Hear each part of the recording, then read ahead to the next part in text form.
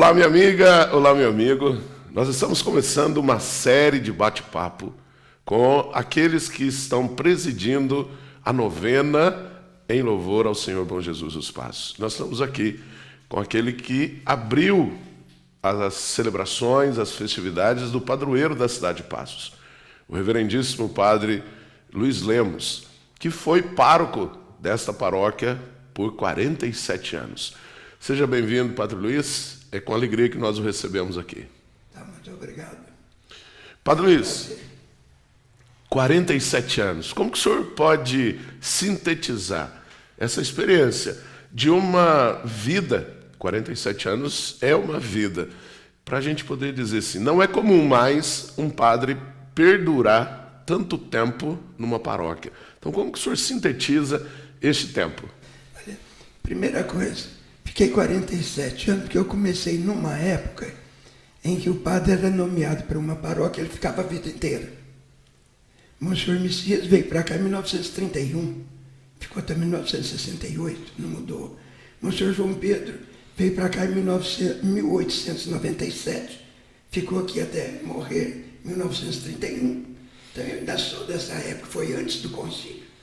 Depois do concílio é que veio essa ideia de o padre não ficar sempre na mesma paróquia, mudar de tempos em tempos, até chegar o momento de falar que o padre fica mais ou menos 6 anos numa paróquia e depois ele muda para uma outra.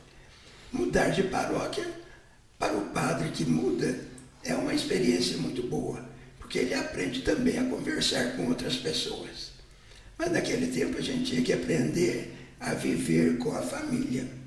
A gente tinha que formar uma família com a paróquia. Por isso a família a gente não troca, a gente não muda. Aí depois mudou a mentalidade. Não é a gente formar uma família com a paróquia, mas levar uma mensagem para a paróquia. Cada um tem uma mensagem. Então a gente tinha que levar para os outros uma mudança, para a pessoa também perceber que nós temos outras realidades para refletir, para pensar.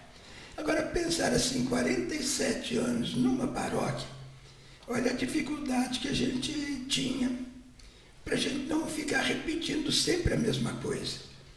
Eu tive uma sorte, eu fui de um tempo, logo depois do concílio, em que a gente aprendeu a refletir e a pensar na formação permanente. Então eu fiquei, por exemplo, na década de 70, eu já comecei a participar de muitos encontros de padres, que ficava às vezes lá um mês refletindo, meditando e pensando. Então a gente, vamos dizer assim, abastecia com esses conhecimentos novos e a gente não ficava repetindo na paróquia a mesma coisa. Eu conheci um padre que teve que mudar de uma paróquia para outra e falou assim, agora eu estou tranquilo. Eu estou levando meus caderninhos de pregação de 12 anos que eu preguei aqui, agora eu vou para lá, já estou tudo pronto, não preciso fazer mais nada. Então Interessante. Ele guardava os cadernos das pregações que ele fazia. E ele repetia. Agora ficava repetindo. Então todo ano repetia a mesma coisa. Então ele ficava tranquilo, não precisa fazer mais nada. Eu já sou de uma época em que a gente aprendeu lá no seminário não guardar nem o rascunho da pregação que a gente fez. Para cada pregação a gente será obrigado a refletir de novo, pensar e ver o que eu vou falar, atualizando a pregação para o povo. Isso aí, de um lado, é bom que a gente não fica repetindo, mas por um outro lado é difícil, porque você tem que preparar sempre, começar tudo do zero para poder fazer as coisas. Então, nesses 47 anos, muita coisa a gente fez. Agora, nem sempre a gente consegue fazer tudo aquilo que a gente quer, porque nem sempre a gente tem condição de estar preparado por causa dos trabalhos da paróquia. Então, muitas vezes a gente ficava meio superficial, enquanto que o outro não, ele podia estudar e guardava aquele estudo, ele podia repetir, porque não mudava muito. Agora, de 1957, quando o homem foi na Lua, aí começou uma mudança muito grande. E aí também chegou a televisão, você vê uma coisa hoje, você só for repetir amanhã, mas você já falou. Então, isso aí veio mudando. E onde a gente chegou, não guardar nem rascunho, para você ser obrigado a pensar e a refletir e atualizar aquele ensinamento. porque a televisão exigia de nós isso. Foi mudança de época. Então a gente passou para uma outra época, uma outra mudança que a gente tem que viver. O senhor já renunciou à função de pároco há quase 8 anos? Quase 8 anos, foi 2014. 2014. De lá para cá, o senhor exerce a função de capelão do Carmelo. Já existe, já era antes. Como que foi essa transição? Porque um padre, o senhor mesmo disse, que um padre, a cada 6 anos, ou 8, ou no máximo 10 anos, ele perdura numa paróquia, e quando ele vai, a ideia que se passa é que ele tem que levar uma mensagem para as pessoas. Então, essa dinamização. Mas como foi o processo, padre, de transição? Porque 47 anos não são 6 anos. Então, como que foi esse processo de renúncia do paroquiato para a vivência mesmo, que a gente vai dizer de uma aposentadoria? Não existe esse termo canônico, né? Ou alguns vão dizer, ficou padre emérito, também não existe esse termo. Mas como foi a transição? Olha, no começo, vamos supor, foi mais difícil, porque a gente estava acostumado a conversar com o povo, a multidão, e depois lá eu tenho 17 freiras que me ouvem diariamente. No comecinho também o povo que ia lá era das paróquias vizinhas, Nossa Senhora Aparecida, lá de São Benedito, daqui da Matriz. Então iam lá, mas não tinha também uma comunidade. Aos poucos a gente foi formando mais ou menos, sem chamar atenção, sem querer agrupar a turma, mas ao mesmo tempo a gente conseguia, com umas pessoas que a gente já conhecia, a gente conversava, tudo, e eles começaram a participar mais. Então nós temos hoje, vamos dizer assim, uma comunidade que frequenta lá. A gente sempre pede, olha, não esqueça que você tem uma paróquia e é lá que vai te dar a orientação. Você não pode perder os laços de lá. Frequentar aqui durante a semana está certo, mas de domingo, vai lá na sua paróquia. Aí vem outras pessoas também participam lá. Agora, isso a gente conseguiu, e já nesses, vamos dizer assim, nesses quase 8 anos, a gente já tem um grupo de pessoas que frequentam com mais assiduidade lá no Carmelo. E 182 anos de paróquia. O senhor participou durante 47 anos. Como que o senhor vislumbra e como que o senhor sintetiza a história da paróquia Senhor Bom Jesus? Olha, a paróquia Senhor Bom Jesus, ela tinha tudo para ser uma paróquia, vamos dizer assim, muito tradicional. Porque os padres que vieram aqui, eles ficaram muito tempo. Não foram assim, não foi uma cidade onde os padres mudavam quase constantemente. Eu passei por 1 ano lá em Monte Santo. Lá em Monte Santo, todo ano mudava de pároco. Porque muito tempo quem ficou sendo pároco lá em Monte Santo foi do seminário. E no seminário o padre não fica toda a vida lá, ele às vezes fica ali naquele tempo, mas depois a congregação precisa dele em um outro lugar, ele muda. Então sempre estava vindo um padre novo para Monte Santo. Então todo ano um pároco novo. O povo não cria laço com ele, fica difícil. Então, e aqui a gente ficando mais tempo, então há uma ligação maior com o padre. É uma coisa boa porque a gente forma como que uma comunidade, uma família, e a gente vive, a gente ainda tem. Por exemplo, já faz 8 anos, quase 8 anos que eu saí daqui, ainda tem muita gente que ainda está lembrando da gente. Lá em Monte Santo, se a gente perguntasse quem era o padre lá em tal época, eles não sabem. Eu não sabia porque não dava tempo de criar esse laço. E agora tem tempo. Mesmo ficando 6 anos, já tem possibilidade do padre ter um contato maior com o povo e facilita. Isso ajuda muito. Agora, nesses 47 anos, eu fiquei aqui, vamos ver, no século de 20. Século 20. Quantos padres passaram na Matriz? Monsenhor João Pedro. 3. Monsenhor Messias. E Padre Luiz Lemos. Tivemos assim, colaboradores. Mas os colaboradores que vieram eram por pouco tempo, não ficavam aí muito tempo. A Assim, o Monsenhor Messias teve vários colaboradores, mas quando o padre se ordenava, passava um ano junto com o padre mais velho. Depois ele mudava e vinha outro, aqueles que iam sendo formados. Então, o Monsenhor Messias, ele tinha uma formação assim, muito boa e uma ligação muito grande na diocese. Ele chegou a ser o protonotário apostólico do Cabildo. Então, era um cargo assim que, dentro da diocese, ele era reconhecido por todos os padres. Então, um padre novo que vinha e ficava com ele, estava aprendendo com, vamos dizer assim, com um mestre, para depois sair e viver também nas outras paróquias. Assim, então, ele teve muitos colaboradores. Mas depois chegou uma época que já do Dom Inácio, já não era assim, os padres não eram suficientes para atender toda a diocese. Então, eu já não ficava mais tantos padres na paróquia. Mas eu fiquei, por exemplo, um ano lá com o senhor Silvio, em Cássia. Em Cássia. E ali era costume também, junto com o senhor Silvio, eu me lembro assim, teve o padre Meloni, depois do padre Meloni teve lá também o padre João. Ele trabalhou aqui também no batalhão, depois agora está em São Paulo, João Velani. João Velani. Então assim, a gente tinha uns que estavam lá com ele. Quando eu fui, eu também fui para aprender. Por isso logo o bispo me tirou de lá. Mas aí já foi numa época. O Monsenhor Messias tinha uma influência muito grande. Ele falou para o bispo, ele só aceitava eu aqui com ele, na época da doença dele. Não queria outro padre. Então o bispo foi quase que obrigado a me trazer para cá. Eu vim para cá, então foi por desejo do Monsenhor Messias, que ele me conhecia desde que eu entrei para o seminário. Então a gente estava sempre ligado com ele. Veio essa ideia de ficar. E aí quando eu cheguei aqui, um pouco já falava assim, vai ficar até morrer. Mas por causa do Monsenhor Messias. Em 31 e ficou até a morte. Então eles pensavam que também estava chegando para ficar até a morte. E o senhor dizia, era para a paróquia ser uma paróquia tradicional. E a gente sabe que não é.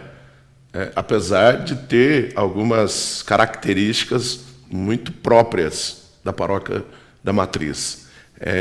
Exigências, vamos dizer assim, cobranças que talvez outras paróquias de bairro não teriam. O que quebrou esse processo de não ser uma paróquia tradicional? O que quebrou foi a minha chegada aqui, que eu vim depois do concílio. Eu, vamos dizer assim, na época do concílio, muita coisa que eu estudava lá na teologia, eu estava estudando do que estava vindo do concílio. Então nós recebemos um boletim do respeito do concílio, do que era tratado lá, era da Espanha. Mandava toda semana, mandava lá. E tinha um padre que só dava aula para nós através desses boletins que chegavam. Então a gente teve que aprender o concílio na nossa vida. E o concílio foi a época que teve essa grande mudança na igreja. E essa mudança que houve na igreja fez com que a gente também não ficasse parado na mesma coisa, não ficasse ensinando a mesma coisa todo ano. Mudava. E a gente tem agora a Bíblia sendo transmitida para nós na missa durante 3 anos. Mas antes não. Nós tínhamos todo ano aquele mesmo evangelho que quase que repetia a mesma coisa todo ano. Depois o concílio pediu que fosse dada ao povo mais oportunidade de conhecer a Bíblia. Então aí vieram as missas divididas em 3 anos, dando as partes principais do evangelho durante aquele ano. Então a gente, um ano todo sobre São Mateus, um outro ano inteiro sobre São Marcos, outro ano inteiro sobre São Lucas. Agora o São João, não, ele sempre ficou em todos. Nós podemos ver que no começo do ano nós vamos ver o São João. Aí começa na Quaresma e a gente vai todo o tempo da Semana Santa e depois Pentecostes, até Pentecostes da Páscoa, até Pentecostes, nós vemos o Evangelho de São João. Quer dizer, esse a gente vê o ano todo, todos os anos melhor. E a gente vai descobrindo. Então, com isto, a gente quebrou aquela ideia de ser uma coisa tradicional. Que aí a gente teria 3 anos com coisa nova, e quando vinha 3 anos depois, a gente já quase não lembrava mais daquilo. Então a gente tinha que fazer tudo novo com o povo. Isso quebrou um pouco desse tradicional. O que ficou porque era o mesmo padre durante tanto tempo. E nessa dimensão de uma cultura forte que a gente sabe que tem na Paróquia da Matriz, nós vemos numa outra perspectiva que o senhor já algumas vezes relatou da grandiosidade catequética da igreja. E não digo igreja enquanto instituição, eu digo igreja enquanto a nossa construção. Não, a casa, a igreja matriz do Senhor Bom Jesus. Então, a igreja da matriz, eu aprendi a descobrir a grandeza dessa igreja, foi numa Semana Santa.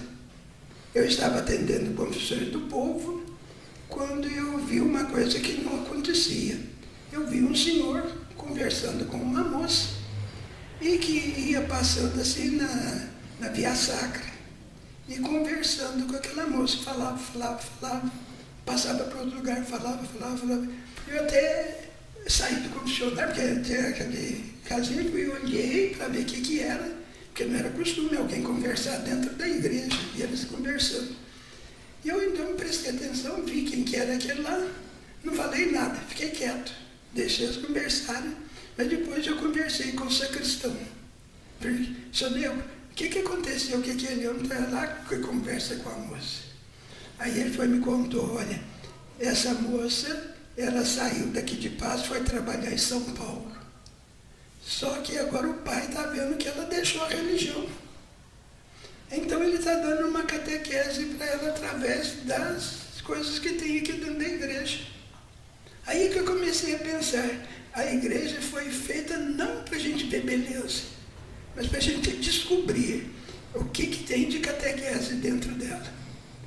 E o senhor Nego me falou assim, olha, aquela moça, parecia que ela foi entendendo o que o pai falava, que no final ela começou a chorar, pediu perdão, porque ela estava sem saber, vivendo sem religião para lá, e ele estava ensinando para ela viver a religião tudo. Então, vamos dizer assim, a catequese que o senhor nos mostrou, com todas as pinturas, as telas, os quadros, não existe um catecismo, vou dizer ao desantigo, não existe um catecismo escrito? Não tem nada escrito. Aquilo ali é uma coisa que a gente tem que observar e dali concluir o que é coisa. Porque se a gente olha lá na igreja, você vê nascimento de Jesus, a primeira tela na entrada. A segunda, a transfiguração, mas também aquele jovem doente que está ali embaixo, nos pés da montanha. Depois vem o Cristo crucificado. Depois, na própria madeira, o Pai Eterno, de braços abertos. Então, aquilo lá faz a gente refletir. Tem alguma coisa. Por que eles fizeram nessa ordem? Por que a tela do meio é maior, mais enfeitada, tem os anjos, tem tudo? E ali está o Cristo transfigurado e o doente. Então isso aí faz a gente parar e pensar o que é. E aquela tela tem uma coisa interessante nela. Aquela tela é a que ficou escondida lá no forro, lá no Vaticano, durante 200 anos. Então, na época, não existia uma cópia dessa. Eu não sei como que ficou guardada essa cópia que o Jerônimo Neto usou para fazer. Não é a que está lá em Roma. A que está lá em Roma tem mais personagens do que a dessa daqui. A tela que o senhor está dizendo que seria uma cópia de Roma é a da Transfiguração? A primeira que o Rafael fez, ele não gostou e fez outra.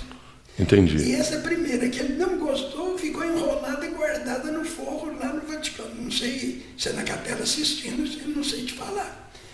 Eu fui lá, eu vi lá no Vaticano, eu até bati uma foto da original. E hoje essa original se encontra no Museu do Vaticano? É. Essa daqui é diferente. Diferente em número de pessoas que tem nela. Então a diferença de 2 pessoas. Uma tem 2 pessoas a mais. O que vamos dizer seria a original. Deve ser, porque uma, eu não sei te falar qual que era o original, porque uma ficou escondida lá no Vaticano, porque o Rafael fez, eles não jogaram fora, porque é um artista, então guardaram. Mas ele fez outra. E a outra que ele fez, a segunda, é que está lá no Vaticano. E que aqui o Jerônimo Neto... Na época, o Jerônimo Neto conseguiu uma cópia da que está guardada lá. Como, a gente não sabe. Olha que interessante. Então vale e muito. Por exemplo, nós pegarmos a sua homilia e transcrevê-la para que nós deixemos no livro do tombo, ou que nós possamos, por exemplo, editá-la e a gente popularizar isso. Agora, isso aí a gente precisa de ver. É uma maneira de ver. Sim. Tem uma outra pessoa que tem uma outra diferença, uma maneira diferente de interpretar.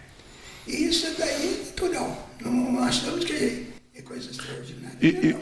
Algo interessante que nós precisamos saber. O senhor também não foi conversar com esse senhor e com a moça. Não tive oportunidade porque eu estava atendendo confissão. Então, por exemplo, a catequese que esse senhor fez, que o senhor não sabe o nome, que o senhor conhece ou não nem... Conheço, não sei. Então, podemos imaginar assim, que a catequese que ele fez com a filha foi... Chamou a atenção de que ali tem alguma coisa para a gente refletir e rezar. Sim, mas que eu quero enfatizar que a visão catequética dele foi uma, a do senhor é outra. É outra, porque eu não sei o que ele falou para a moça. Olha que interessante, que riqueza. Você que está acompanhando esse nosso podcast, falando um pouquinho sobre a Igreja Matriz. Então, vale então, se o senhor nos permite, nós podemos pegar a sua homilia do primeiro dia da novena e transcrevê-la, e publicar isso com a sua autoria, com a sua permissão, para que, principalmente, as crianças que estão chegando na catequese tenham uma visão. Lembrando bem que não é uma visão fechada, é a visão de um pároco que trabalhou ali muitos anos. Tem também um outro vídeo que eu já fiz sobre a igreja. Mas foi na época que eu fiz a primeira operação da prega vocal. Então a gente está muito rouco também, mas ali tem uma catequese também que a gente fez para guardar, não sei onde está, mas aí na paróquia. Está no arquivo. Deve estar aí no arquivo. Que a gente tem também uma maneira, às vezes pode ser até que maneira de falar um pouquinho diferente, pode pegar uma e outra e ver. Quer dizer, quem me ajudou muito a olhar e ver as coisas aqui da paróquia foi o professor Grilo, que eu conversei muito com ele para saber a história da paróquia, para saber como que é. E na época ele também ainda tinha aquela ideia do... como que ele chamava? O que escreveu a história de Passos em 2 volumes. É um advogado que tinha aqui. Ele achava que Passos, Senhor dos Passos, foi porque alguém se perdeu aqui na mata, perto do Rio Grande, e fez uma promessa de que se ele encontrasse o caminho para chegar aqui na cidade, ele iria cumprir Antônio Cândido? com Jesus dos Passos. Não é Antônio Cândido, não. Hein? É Antônio Cândido, não. Não, Antônio Cândido não conhece nada daqui. Não? Não. Antônio Cândido, ele fala muita coisa daqui, muita coisa está errada. Ah, tá. Que não condiz com a verdade. Uhum. Mas é interessante ver o Antônio Cândido falar, porque também faz a gente pensar aqui. Mas essa lenda, então, de um fazendeiro, porque eu já ouvi essa lenda também, que se perde na mata e faz essa promessa, isso é lenda. Lenda. E vamos dizer assim, por que surgiu isso daí? Porque na época os documentos da igreja não eram colocados assim para todo mundo. No livro de tombo, primeiro livro de tombo, nós temos isso. Não foi baseado em alguém que se perdeu que teve a devoção e a ideia. Essa já é anterior. Domingos Barbosa Passos, que foi um dos primeiros fazendeiros que moraram aqui em 1823, é que trouxe essa devoção lá de Portugal. Então já era o nome dele, Passos, já era da devoção da família, com o Senhor dos Passos lá de Portugal. Uhum. Veio para cá e aqui ele já começou. E ele tinha uma influência tão grande aqui no povoado que em 1829 já tem documento aqui, os primeiros nomes da cidade era o Arraial do Bom Jesus. Já estava como... Mesmo que tinha já a igreja de Santo Antônio, Já tinha a igreja de Santo Antônio. mas já fica conhecido como Arraial do Bom Jesus. Ele é Arraial do Bom Jesus desde 1829, a gente tem como documento. 1832 tem um recenseamento do Arraial do Bom Jesus, e depois, em 1835, é que fizeram o pedido em São Paulo para fazer a capela em louvor ao Senhor Bom Jesus dos Passos. E aí, em 1840, aqui já tinha aumentado o número de pessoas que eles pediram para ser paróquia. Mas é algo interessante que o senhor nos traz, Padre Luiz Lemos, porque nós o ouvíamos na homilia, o senhor relatava um pouco isso, e aí eu fiquei me perguntando, refletindo, e hoje o senhor retoma isso, o tempo rápido, 1820, 1823 o Arraial, 1835 pede para construir a capela, 1840 já é paróquia. Então, assim, houve um avanço muito grande em pouco tempo. Aqui em 1835, 1838, já tinha um padre residindo aqui. A família dele era daqui. Ele veio de Jacuí para cá, e ele tinha a fazenda da família dele, e ele ficou então na fazenda, então ele tomou conta. Ele ficou sendo chamado capelão, Capela Curada. Porque tinha um cura para tomar conta da capela. E aí, quando foi em 1840, que passou a ser paróquia, aí já veio o padre como pároco. Interessante, olha que riqueza, né? Esse nosso bate-papo. E para a gente encerrar, nós temos muito assunto para tratar aqui, mas o nosso tempo é curto. Para a gente encerrar, padre, nós estamos celebrando 182 anos, né? Claro que deveríamos ter celebrado, festejado há 2 anos atrás, o marco 180, mas estávamos em plena pandemia, não foi possível. E neste ano, nós quisemos ressaltar essa presença de Maria, porque a gente sabe que Maria nos indica o Filho, né? Há 182 anos, Maria nos ensina a seguir os passos do bom Jesus. E o senhor tratou especificamente desta condição humana de Jesus de ser obediente. Queria que o senhor falasse um pouquinho. Nós temos, no Evangelho, nós não temos nenhuma palavra de Nossa Senhora falando qualquer coisa que a gente tem que fazer, como fazer, a não ser o Magníficat. Mas nós temos também lá no Evangelho uma passagem onde Nossa Senhora mostra como é que ela educou Jesus. Ela não fala, você tem que fazer isto.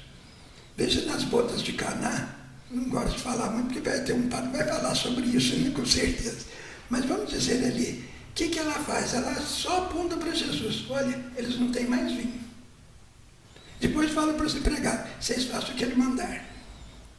É muito interessante a gente perceber isso, que Nossa Senhora educou Jesus, não falando, você tem que fazer isso, você tem que fazer aquilo. Educou para ele saber tomar as atitudes certas no momento oportuno. Então ela só lembra. Aqui tem uma coisa para você pensar. O que você vai fazer? Não sei. Só fala para os empregados, faça o que ele mandar. O que ela tinha certeza? Que ele faria alguma coisa porque ela estava mostrando para ele. Mas não falava o que tinha que fazer. Então deixava para ele. Isso aí mostra que a maneira de ela educar foi bem diferente do que a gente sabe, porque a gente fala, faça isso. Ela não, ela sugere. Isso aí a gente viu, porque como ela assustou lá na perda de Jesus no templo.